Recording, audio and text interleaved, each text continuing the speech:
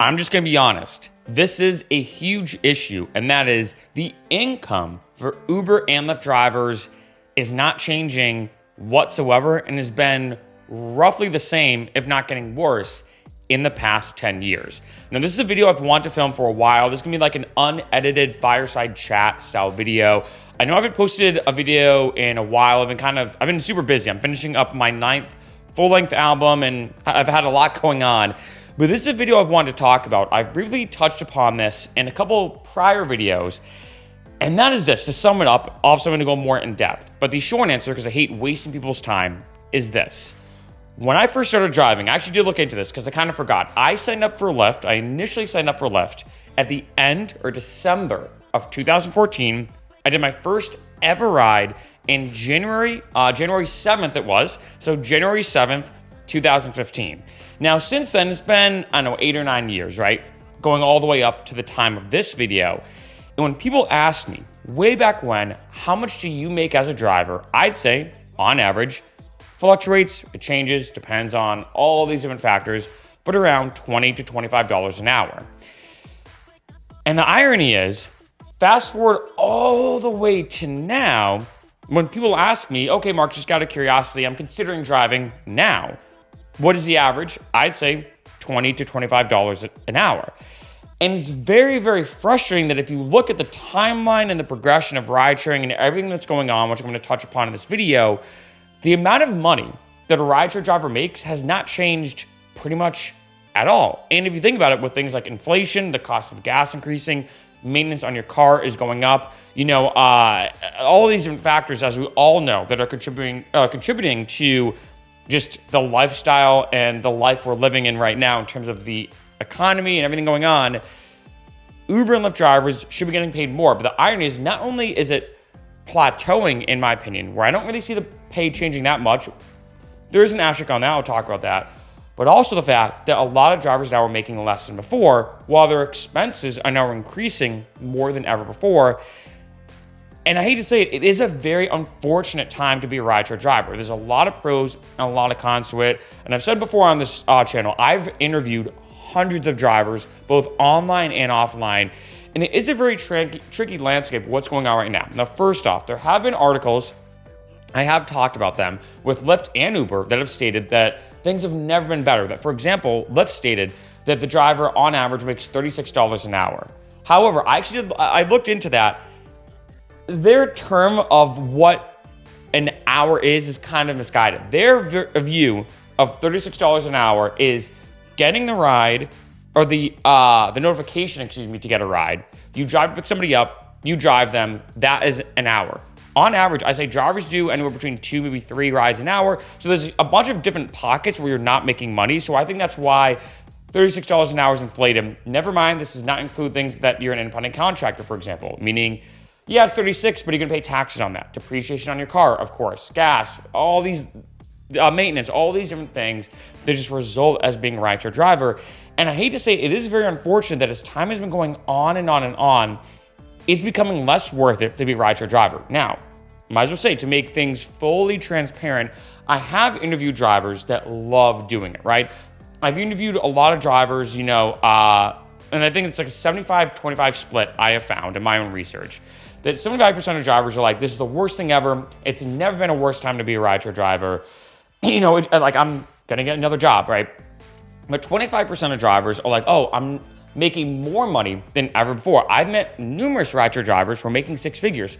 Granted, they do, of course, work a lot and everything, which is another thing I will touch upon in this video. But it is an interesting thing that at the end of the day, the average amount that Uber and Lyft drivers making has not changed, in my opinion, since I personally started driving, right? And that's kind of unfortunate, right? I mean, if you look at what's going on right now with a lot of wage laws and different things being put into place, I mean, I think here in California, there's now a thing being put in place where fast food workers will be making minimum $20 an hour, right? Before, they were making significantly less in 2014 or 15 when I first started rideshare driving, right? Their income, their hourly wage has gone up. This is true. The minimum hourly wage for different economies, for different, not economies, different states and different sectors and whatnot, just the economical growth of the hourly wage has gone up, and it makes sense, right? Because of inflation, blah, blah, blah. But it's weird that ride sharing is one of the few industries I've seen things not really have changed that much, and that is unfortunate. And there could be two different sides to this, right? On one end, and I think it's a combination, in my opinion, you could say that maybe back in the day when I first started driving in 2015, rideshare drivers, including myself, we were making more money than we really should. On the other end, you could say that right now that drivers are making significantly less money that they should now. And I think there is kind of a balance to that. I'm not gonna lie, looking back in the day, there were some times, and I said this before, that I was making sometimes close to $40, $50, even $60 an hour driving for Uber and Lyft. I have to be honest, was that great? Yes, it was pretty awesome. But looking back on it, I think I was getting paid a little more than I should, right? I have to be honest, right? I mean, if you think about it, making $60 an hour, I mean, that's pretty ridiculous. I remember one time, this is a true story, and this is kind of ironic too. I was driving for Lyft, and I picked up somebody who worked for Uber. And I was like, oh, you work for Uber, but you're taking a Lyft. And the guy was like, yeah, I know. He just, but I talked to him about this. We had a whole in-depth discussion. This put me back, like I said, 2015-ish, all about the pros and cons of Uber and Lyft and his viewpoints. And he's like, if you look at it right now, it's crazy that a lot of rideshare drivers are literally making, fees that you'd have to go to college for and get a degree in, I don't know, like law or accounting or finance or engineering. And yet you're just making it, signing up through the app, which it's pretty quick, right? And you start driving. So I think back in the day, and this is my perspective, I think rideshare drivers are making, I'm not saying a little bit more than they should, because I don't mean that in a negative way, but looking back at some of the income statements that I've gotten, and I look back on them recently for this video, there are some weeks I drove 10-ish hours, between 10, 15 hours, and made like $600 something. I mean, that's pretty insane. I never even made close to that as an accountant. And in order for me to be an accountant, I had to go to school for 4 years, get an accounting degree. I had to do all these interviews and blah, blah, blah. I worked at the Big Four, which there's 4 big public accounting firms in the accounting world. I worked at the Big Four and everything. And I was salary-based, right? But there are some jobs I saw that said, hey, we want you to have like Big Four experience if possible. You need an accredited accounting degree, and we're gonna pay you $25 an hour. And I'm like, okay, so I can either, and I've talked about this analogy before in other videos, go to school 4 years, spend all this money, go into debt, of course, as you all know, university and college is very expensive, get a degree, to then make the same exact amount of money as a rideshare driver, when all I could do if I really wanted to be a rideshare driver is have my license, which most people have anyway, and have a car. But even if I don't have a car, I can always rent one, right? So I think, and this is my perspective, this may be debatable. I think back in the day, rideshare drivers made a little bit more money than maybe they should be making. I don't mean that in a bad way, because obviously I was part of that crew, right? But I think that comparatively, maybe we're making a little bit more money than compared to what the average driver should make. Now, though, I think there was a middleway point, maybe around 2016 and 17 or 18, where I think drivers were making a good amount. They were making a little bit less than before, but I think it was an understandable amount. But now, though, things have gotten significantly worse. And I think what bothers me, and I've talked about this before in other videos, as to why so many drivers are quitting, is that Uber and Lyft is now taking out more and more money. So not only are you getting paid less, and your expenses are going up, but Uber and Lyft is now taking out more money from your earnings. And like I've said in prior videos, it is weird how the math they do makes no sense. For example, I said this before, back in the day, it was a hard 20%. So for example, if I made, I don't know, let's say I did a ride and I made $20 from that ride, $4 would go to Uber or Lyft, I'd walk away with $16. They made a hard 20%, that was it, right? Now though, and I talked about this before in that video, it's weird that I'm getting comments of people saying, yeah, Mark, in my area, it's 25%. Then I get a comment of people saying, oh, dude, no, they're taking like 50%. I got one comment, I believe it was in Miami, so don't quote me, of someone saying, oh, that I did one ride and they took almost 80%. I'm like, wait, that's like a flip-flop. That's the exact opposite. That makes no sense. That means if you do a ride that normally should cost the passenger $20, for example, or whatever, I'm just using quick math, you're now walking away with $4? Like that's kind of right. And it's weird how so there's all this weird kind of stuff going on with ride sharing. Never mind the aspect, and I said this before again in other videos, that you have all these unique things coming into play now with the legal aspects, a lot of requirements. I do a lot of requirement videos on this channel. I think the last one I did, or one of the last ones, was Portland, Oregon, which had all the stuff you had to do just to be a rideshare driver. Granted, it does depend city to city and state to state. That's why I do those videos, in case people want to know like the nitty gritty. But I mean, to get like a TNC license, some places, I think like Portland, for example, you have to register yourself as an actual business.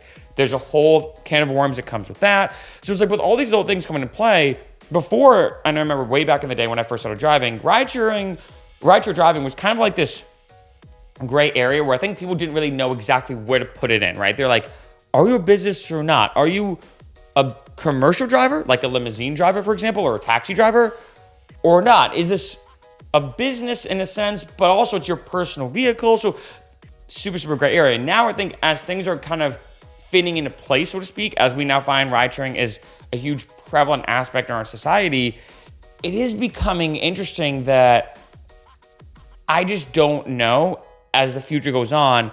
One, as things get more and more fit into place, is it gonna be worse or better for the rideshare driver? Generally, I don't know. I think it's a blend of both, right? For example, after Prop 22 happened here in California, which I kind of wish it went the other way, but whole other subject for a whole other video, one of the clauses was that drivers now here in California get a minimum hourly guarantee. I think that's huge. That means if you drive and you get no rides, you still get money. I think that's good. Being honest, I genuinely think that's a good idea. In addition, when it comes to Prop 22, there were certain clauses about health insurance. I think that's huge. So there have been advancements for the Uber and Lyft driver and rideshare driving in general. I think that is the case. But also, you see all these laws trying to be put forth. I think there was one in Minnesota. There was another in Chicago of like protecting rideshare drivers and making sure that almost it's like a union. I think that would be a huge thing to have, like a union when it comes to ride sharing, that you protect them and they just keep getting slapped down over and over and over again. And I think as that continues, it just makes it, I think, worse and worse as an Uber and Lyft driver. We just don't have that much protection. And then circling back to the main point of this video, with all this kind of negative stuff happening, and I don't want to make this like a fear mongering or, whatever type thing, but it is very unfortunate that, like I said, for most rideshare drivers, and let's be honest, that's the whole point of a lot of rideshare drivers watching these kind of videos, although sometimes it may be entertainment, right? But a lot of the times you want to know, okay, what's going on in the ride sharing world? What are techniques I can use? What are tips I can use so I can make more money? It all comes down to the dollar. I think for a lot of rideshare drivers, that's why you drive. And it sucks that for a lot of rideshare drivers, if you look at it, from 8 years ago to now, are making almost about the same amount of money. In every other industry, the average amount you make is just naturally going up to adjust for inflation. In almost every other industry, there's upwards mobility. Even when I worked in independent contractor jobs, I worked in some that still had upwards mobility, meaning that you start here, you go up to here, and because you went up to here, you make more money. Then you go up to here, and because you went up to here, now you're making more money, right? That's the way it should be, but for a lot of rideshare drivers, that's unfortunately just not the case. And that's what makes me worry about the next few years coming into play. I know there's a lot of talk about things like AI. Are you an independent contractor or an employee? Could that be a potential federal thing? It is weird now that it's a state-to-state thing. Even some cities, specific cities in some states, have different rules than the other cities in their state. Like I believe, hopefully I'm not wrong with this, but I believe in Texas, for example, Dallas has different rules than the rest of the state. And they're just little fine things here and there. But I mean, I think one of them is the age of your car, I believe. So if let's say you live in Dallas or Houston or Austin, even though you're in the same state, which has the same laws in terms of the ride sharing world, just a different city can have a different thing, right? So there's just so much going on with the ride sharing world. And then when you combine all that happening and then bring it down, like I said, to the almighty dollar, the biggest thing a lot of ride sharers care about, because that's why you're driving, it's unfortunate. However, there are some benefits, right? I have to be honest, I think it's always important to look at both sides. I interviewed one driver recently who's driving for Uber. She was loving it. She said that what she did is she decided to do 1 month, and she's like, I'm going to go all out.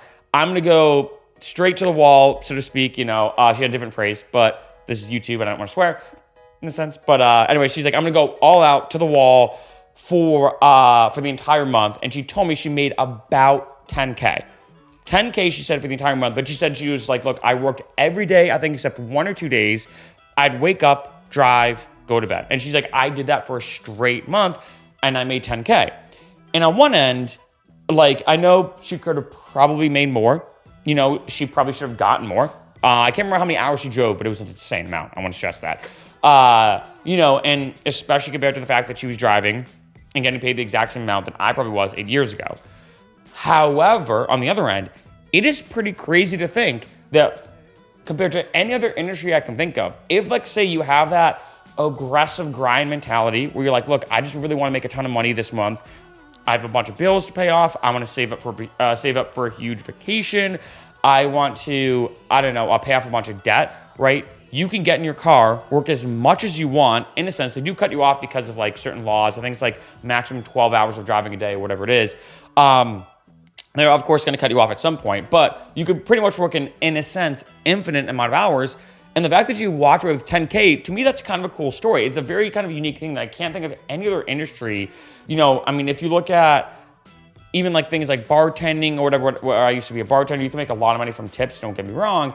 To equal a 10K month though, I mean, maybe if you're like doing some high-end stuff in Vegas, maybe, I don't know, right? But like, at the end of the day, that is one huge aspect of Lyft and Uber that I've talked before about. That's a huge benefit, right? The fact that it requires just a license. You can rent a car through Lyft and Uber if you don't have one. You can start driving. There's no cap of how much money you can make or how much you can drive.